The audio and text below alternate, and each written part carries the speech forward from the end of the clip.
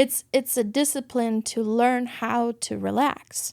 And so different techniques and tools we can use: deep breathing, time in nature, exercise is very helpful, all different kinds of things. And you're right, they need to be different for different people.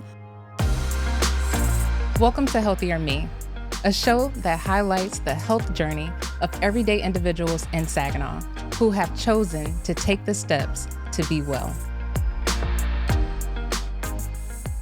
I'm Alexandria, and today Elisa Urtiaga-Medina joins me to discuss how practicing yoga led her on a path to help influence lives. Elisa's health journey began when she was 17 years old, looking for a way to manage her chronic stress.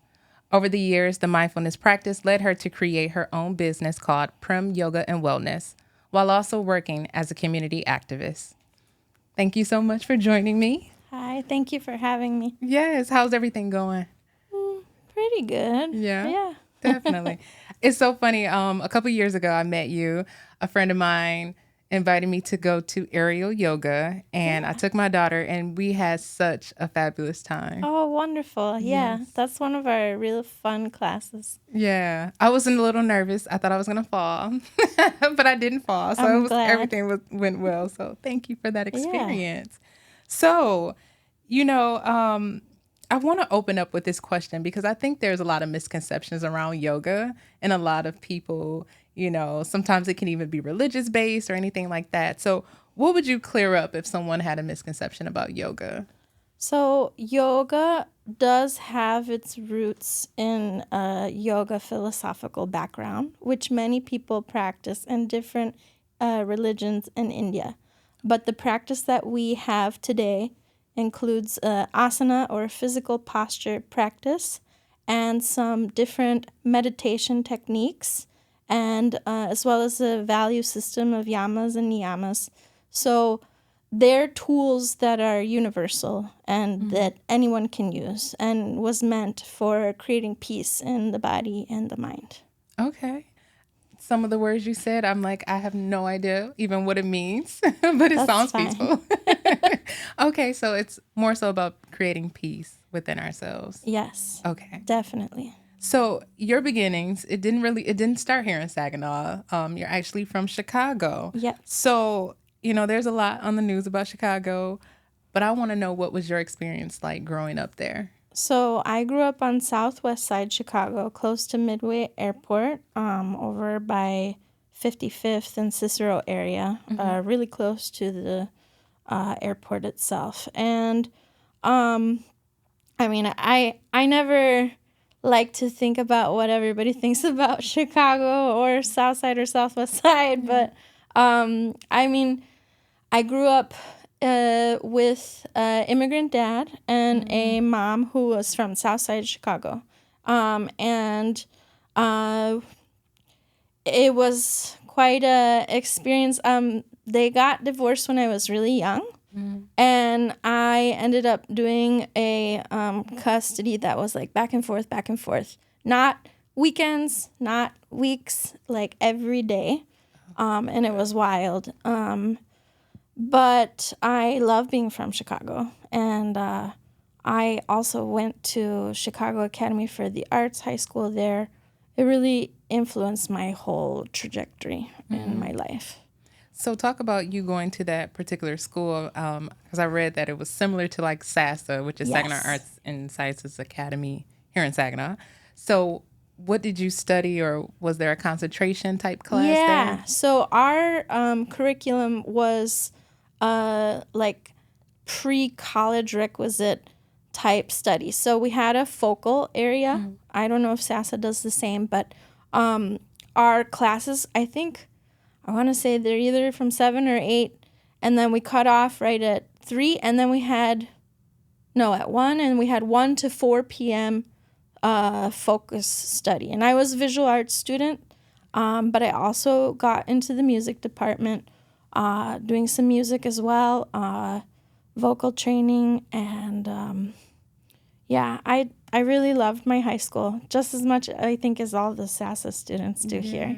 I went Yeah. there. I went to Sassa. Oh, Not okay. Chicago. Yeah. But I did go to Sassa. So they do have like particular concentrations, or at least at that time. And I was like in an English concentration. Oh, So okay. I really enjoyed communications, clearly. Yeah. So you were in vocal classes. Vocal and visual Music. arts. Okay. So visual arts main time. And then I was a rebel student who snuck into the music department, took voice lessons, went to the radical jazz school that started at our teacher's house because we weren't supposed to do it at the school. And then it became a big thing and it became part of the school. Now that teacher actually is the principal of the school. So Wow. yeah, it was really influential. But it was fun. Like a whole year I was studying jazz and I wasn't supposed to talk about it at school. Wow.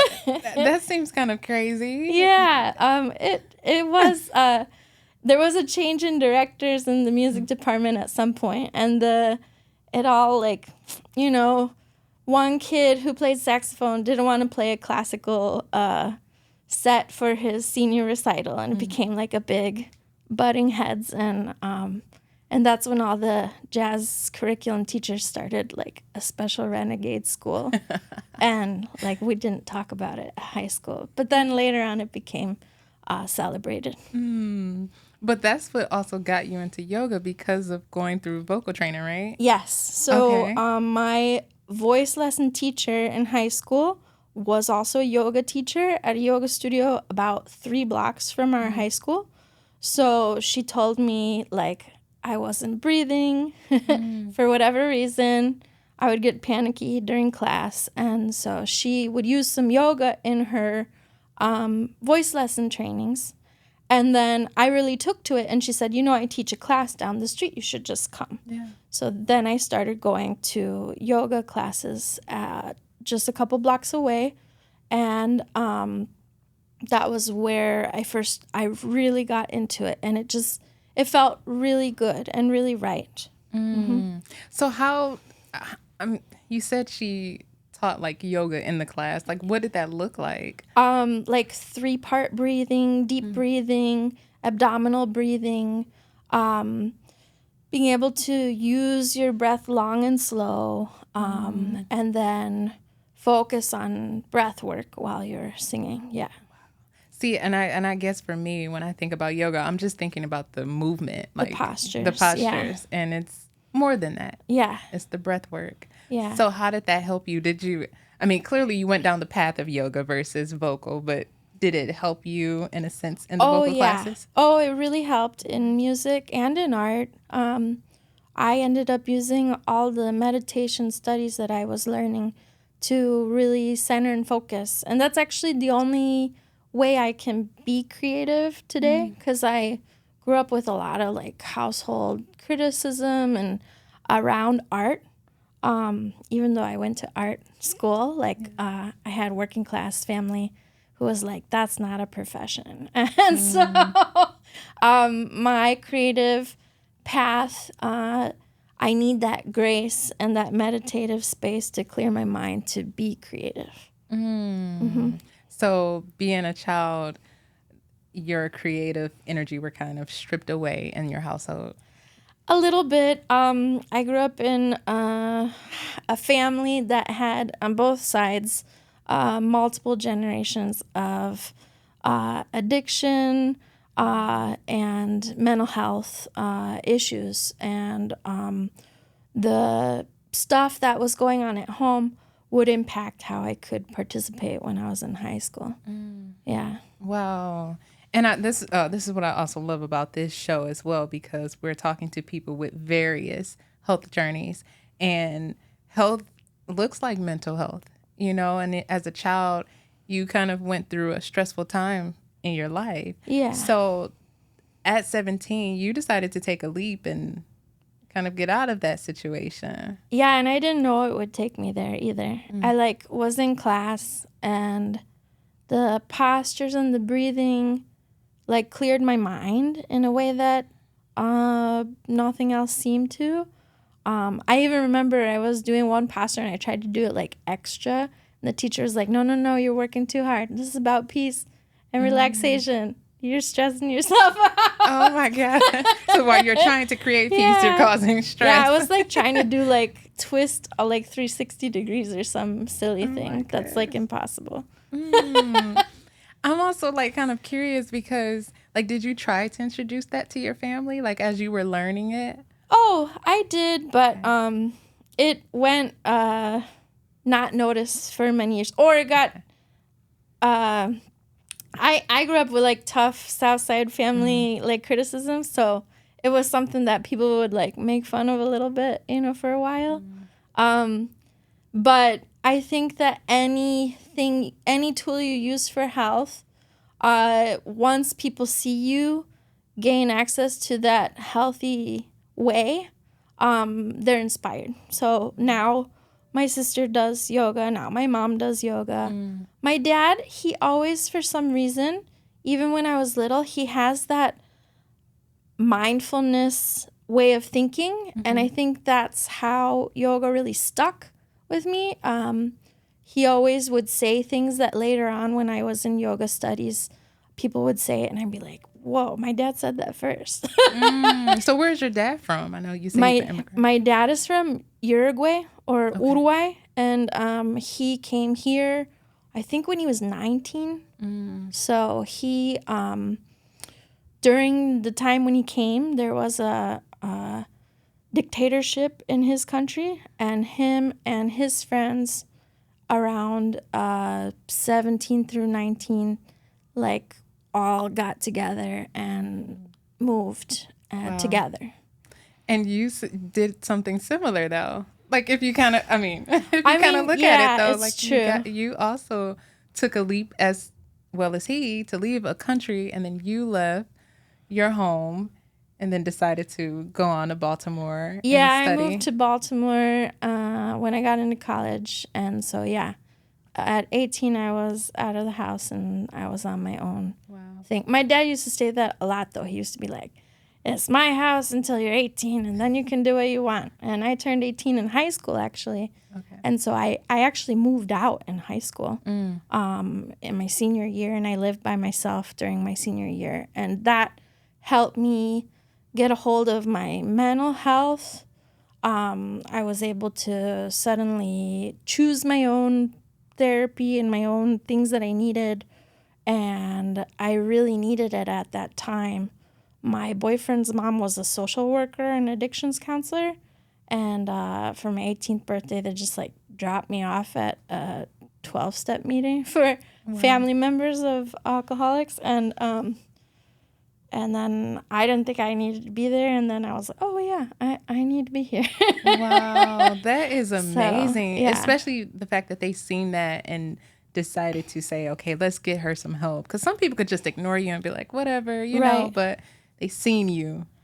Yeah, I really cared for my boyfriend at the time, but I struggled with, I was struggling with self-injury as a teenager. I struggled with some OCD tendencies and some definitely complex PTSD reactions to trauma and different kinds of fight and stuff that would happen at home.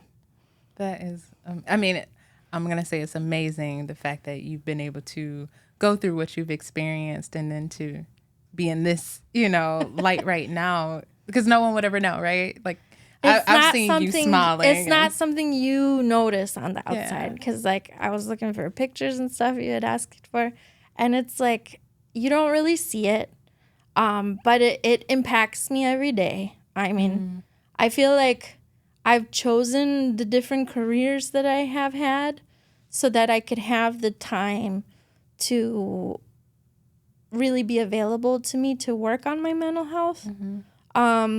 And do all the different kinds of treatment to do.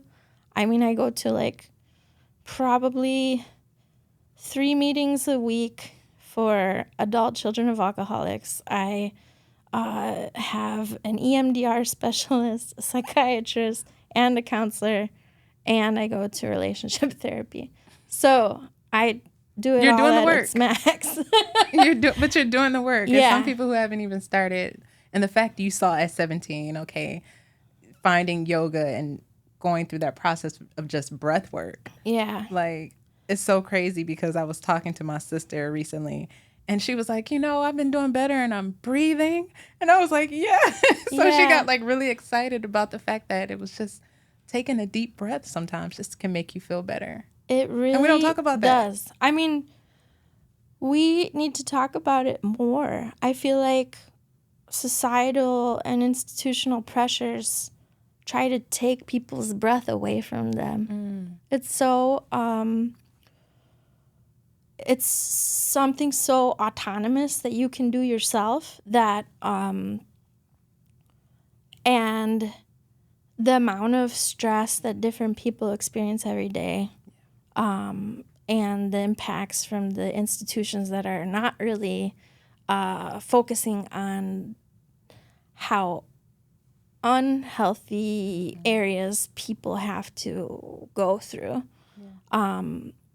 It's like they take that autonomous thing, something that somebody can generate on their own, they take it away. Yeah. So it really is powerful to realize that it's up to me, and then I have my own leverage just by cultivating a personal practice. And it's so simple to do. Yeah. Like, just take a deep breath or, It's we're going to get into some but exercises. It's hard too. Yeah, it is. Yeah. It can be because I sometimes I'll notice in myself where I'm like holding my breath, or if I'm like really anxious or something, I'm like, wait, come back to me. And just trying to breathe.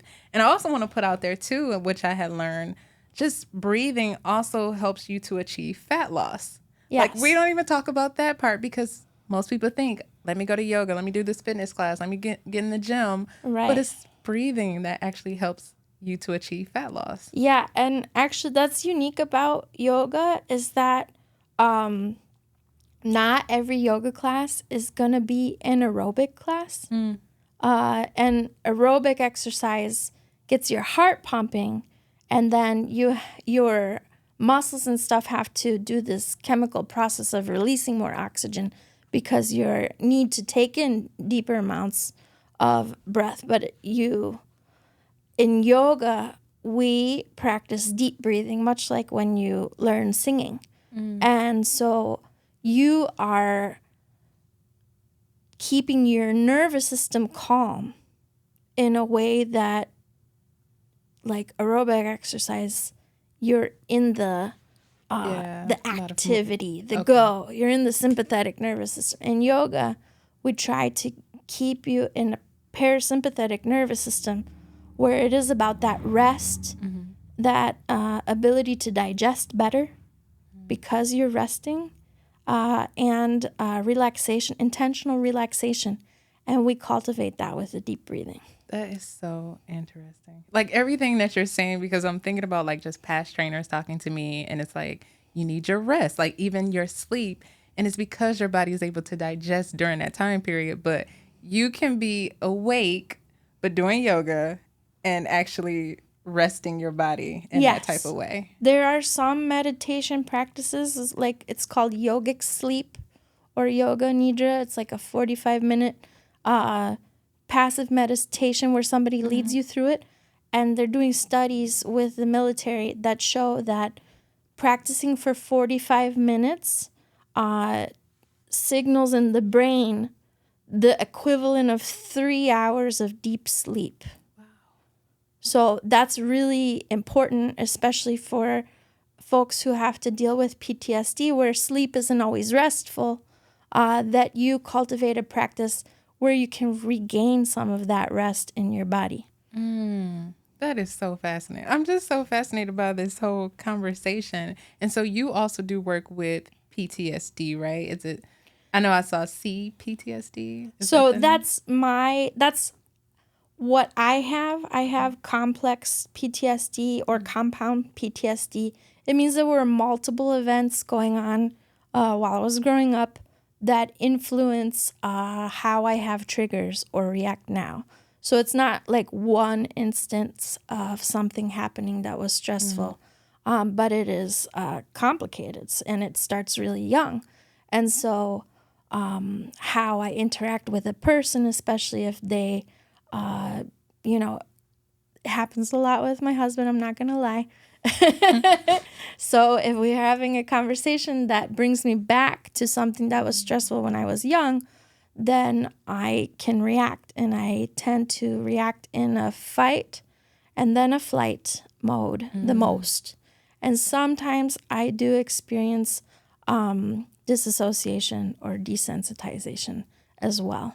But everybody who has PTSD or complex PTSD or just has been impacted by trauma or chronic stress has a very unique experience. Everybody's experience is unique. So the tools that you need to work on how it can be better managed for yourself are also very personal. Okay. So if someone with PTSD came to you, you'll be trying to help them with yoga practices and maybe breathing, but it's also up to them to kind of go and find other resources. It's yoga, breathing. Some of it will be mindfulness techniques. Some practices, I've also been trained a little bit in somatic practice. So it's about experiencing your sensory in your body. Like if I'm in a yoga class and I say, hear the sounds outside, hear the sounds inside, notice the light on the back of your eyelids, notice a color on the wall. That being in your body can help so that it can eventually get to the point where you calm your mind. So there's a lot of different practices involved, and I'm trauma-informed practitioner, so I've learned a gamut of those practices, and I use yoga therapy. I'm a yoga therapist to promote everybody putting together what I like to say is like a toolkit. You use what works for you. Yeah. So I'm kind of curious, and I want to go back to when you talked about like your triggers with certain stress. So have you noticed a difference from being a child and now being an adult, like where the stress is at in your body? Like, do you feel a certain type of way or a sensation that comes about with stress? yeah, people don't realize that your sensory or physiological experience is just as physical as it is in your mind. Did some studies for working with folks with chronic pain, and they show that pain signals in your brain actually are the same pain signals as emotional pain as they are physical, where it lights up in your brain.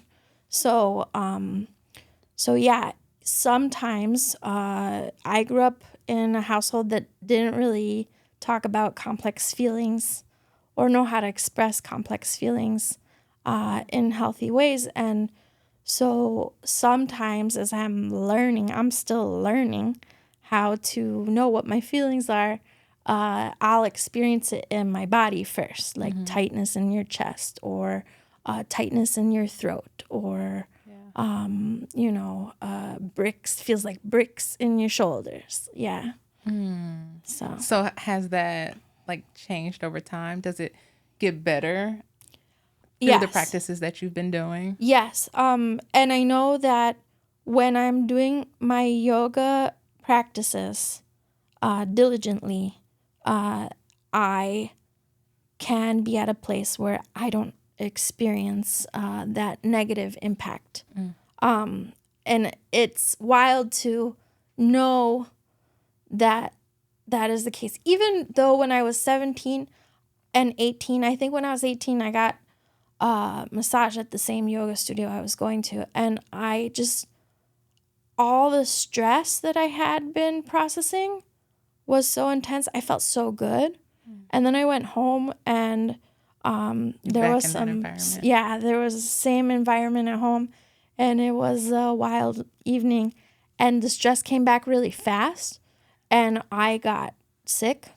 I got physically ill. Like I got physically ill, and it affected my stomach. And yeah, I think I took the next day off of school because I was just like, wow, I didn't realize how much that stress impacts your physical well-being as well as your mental and emotional well-being. And there's so many people out there who are just suffering, and in stressful environments, whether they hate their job or their family life is not as good, but they're just walking around filled with stress. So how are you helping? I mean, you have your studio now. How are you helping people or even young adults? Are you coming across any young children who are feeling those type of feelings I've that you've worked had? with youth on and off throughout the years. Actually, I decided to become a yoga teacher, and my first students were youth, high school and middle school. So it was 13 through 21. I was working in an after-school program for Latino immigrant and refugee youth, and I just was teaching yoga, and I will never forget one student. He used to come in, he would get upset that he had to do yoga that day. He would get so upset, he would go and he would try to just turn the lights on and off, and we're trying to have class. Or if there was a rolly chair in the room, he would roll it all the way across the room, all the way across people's yoga mats. He would step on everyone with all the yoga mats. It was like he was interrupting class. Yeah. And I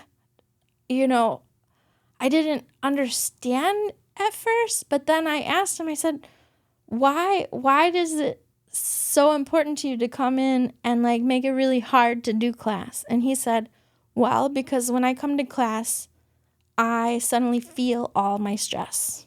And he said, and I don't like it. And I said, well, you know that yoga is something that over time, when you practice, it can help you lessen that stress. And he said, yeah, but right now I just come in and I am made aware of it. And I don't know how I can deal with that. He's like, I don't want that right now. And I said, what would be better for you to help you with your stress? And he said, actually, I would just like to go clean the office. And I was like, well, in my yoga discipline, it wasn't just about the physical postures. Yeah. Doing acts of service was part of it. And so when we were in an ashram, which is a place where only yoga is and folks dedicated to yoga is going on, they would have us do some cleaning as a part of service. And I was like, you know what? That's yoga too. So you're going to come here and you're going to go help out in the office and clean, and that's going to help you clear your mind. And you're practicing yoga at that time. Wow. So you can practice yoga just by cleaning. I mean, if that's what, doing acts of service, and he was doing cleaning for our office with our director, that was very supportive. And so it's like, you give up. It's not about benefits for you. It's about you do acts of service with it not reaping, specific benefits for you.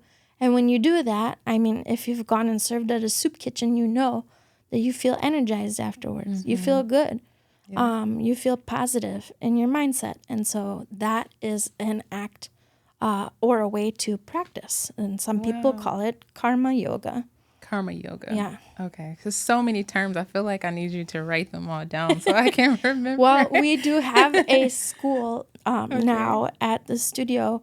We are also training 200-hour yoga students. So that's would be where you learn those things. So excuse me if I don't know the terminology, but that is so interesting. But I think that's really great when you talk about acts of service, because they tell you, or at least I've read, things, and it's like, if you're having a bad day, go do something, go serve somebody, and it'll make you feel different. And that's what it sounds like for that young man. Yeah, and it can get you out of your own stuff. Yeah. Yeah. Wow. Okay. So karma yoga is kind of an act of service. Gotcha. Yeah. Okay. So now transitioning from Chicago to Baltimore, you even went to South America. Now you're here in Saginaw. How has that journey been for you? I really like Did you think you were going to have a studio? I never thought to have a studio. Honestly, the studio came because I lost an uncle in a tragic accident, and that it was very sad how he died, and So some of the money that came from that accident, which, it doesn't feel good to get that kind of insurance money because somebody died in that way. I was like, well, what do I am going to do with this? And I'm like, well, this would be great for providing a studio space where people can come and they can cultivate their own practice, because that's what's given me peace, and I want to be able to share that peace and that personal practice with people. Yeah, and you're doing a fabulous job. Thank you. Yes, kudos to you. So now, as a wife and a new mom, because you have a 2-year-old, which is exciting, I'm sure. Yeah, every day They is call them terrible excitement. twos. No, but I'm sure it's an exciting journey to see your baby.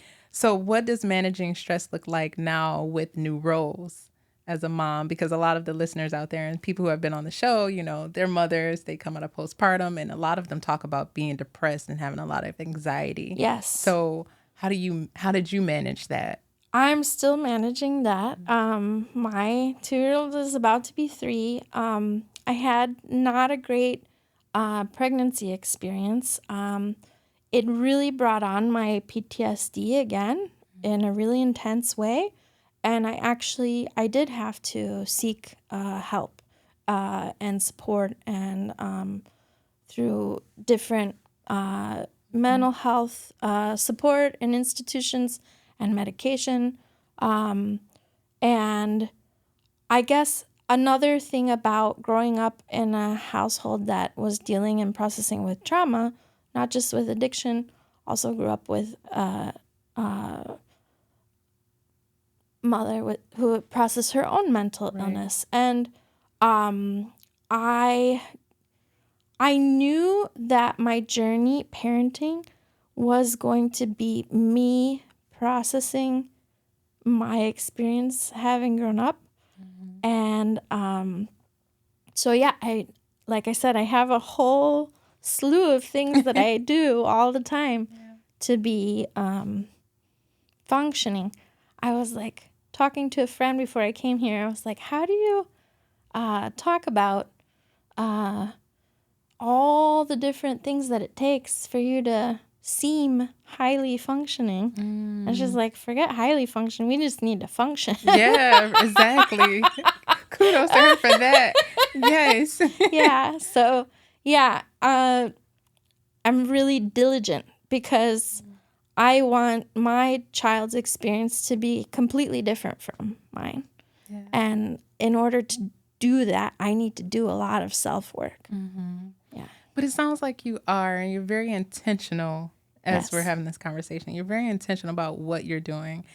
And I think sometimes we can be our biggest critics. We can be very hard on ourselves. Of course. And it's like sometimes you can act like, if you have to ask, are you doing a good job? More than likely you're doing a good job. Right. That's true. So you're only 2 years in.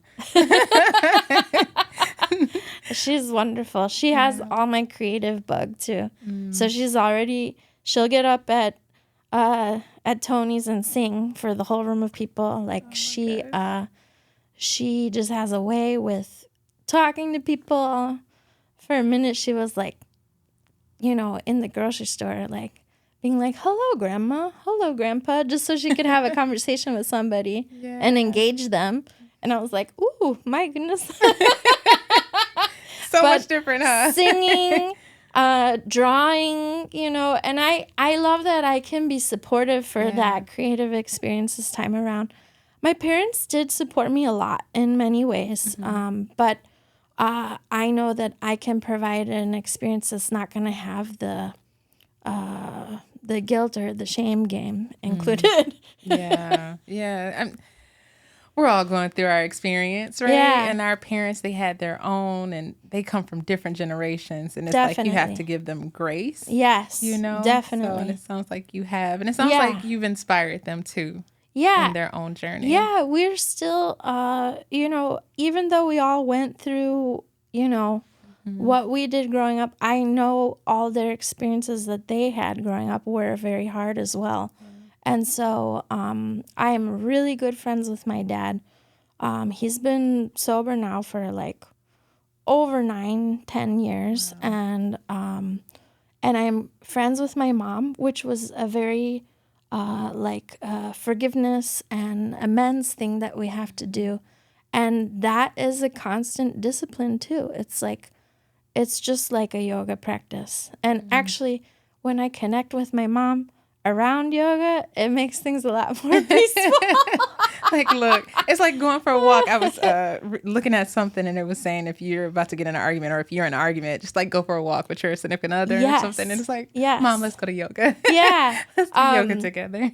And she goes for a walk. Like you said, so, I have to remember time in nature is very supportive for folks in feeling well. And so,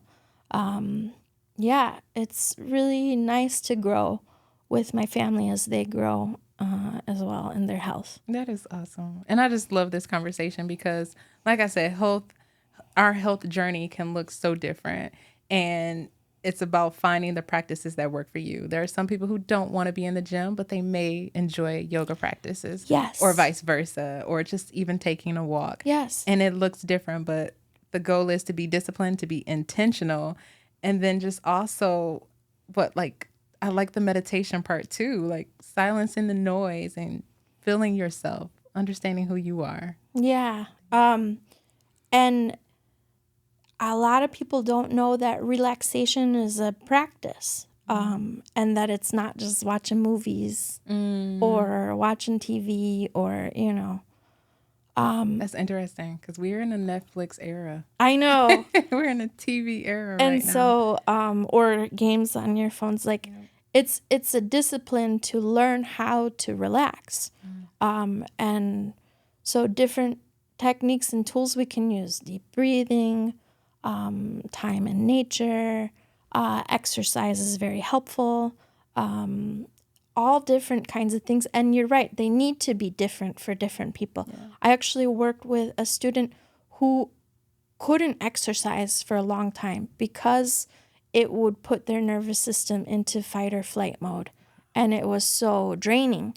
And they started yoga and realized they could do a kind of exercise that worked for their body.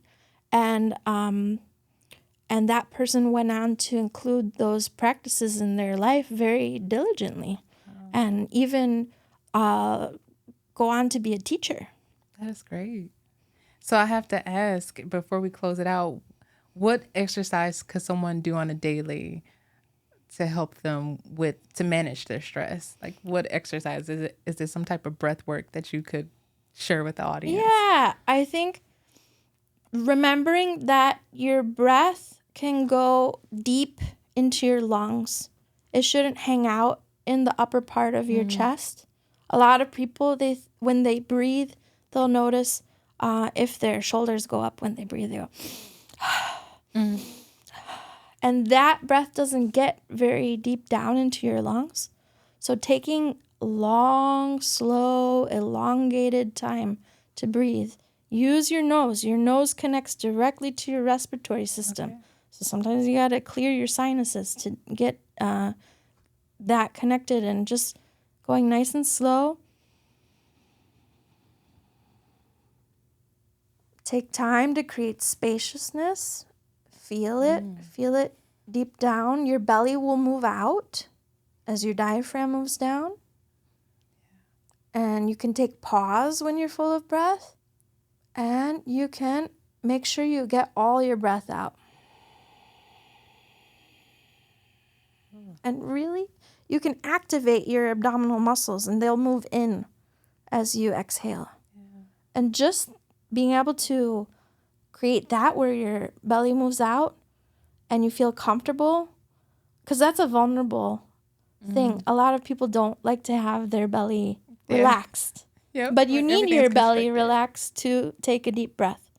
And then being able to do that slower, longer, deeper. Even being able to breathe in and then pause with your breath as long as you can and it feels comfortable. And then exhale. And then pause while you're empty for as long as it's comfortable. And then it will help you inhale better. So even just doing that. It's something we can do daily. Yeah. And I always love everything that has to do with mobility of your joints. Because what gets stiff the most? You get creaky, stiff joints. So I do like a 10-minute routine. You can also look up Pavan Mukta Asana Series 1. Okay. And it's just joints. You do your ankles, you do your knees, you do your hips, you do your hands, your wrists, your elbows, your shoulders, and your neck, and your... Where we hold a lot of stress at and all of those And areas. so I think that is one of the most beneficial routines you can do. 20 minutes of your day just to relax the body is just to find more mobility in your joints. Oh my gosh. This has been such an enlightening conversation. Let them know how they can find you and support your class and attend a class. Let them know out there. Oh, okay. So we are Prem Yoga and Wellness. We're located at 204 South Michigan in Saginaw, Old Town. We have a schedule. We post it every month on Facebook and Instagram. And sometimes there's printed copies out in the world if you need them. Or I can text them. If you send the studio number a text message, I can text you the schedule if you're not on social media. And we have classes. Tonight is Kemetic Yoga. And we have Tuesday night class at 5:30. Monday is 6. Wednesday is 6. Thursday is a class actually in the county jail because we do community classes as well. And Friday is aerial. There are 5 spots, so you got to sign up ahead of time because there's not space for everyone. And then we have Saturday morning 9 a.m. and Sunday at 2 p.m. Wow. So many classes that you can figure out how to get there. Put it down in your schedule. Like I said, I went to aerial yoga and it was so much fun. So definitely go see her, go see the other instructors at Prem Yoga. And thank you so much for joining me. Thank you so much. Thank you.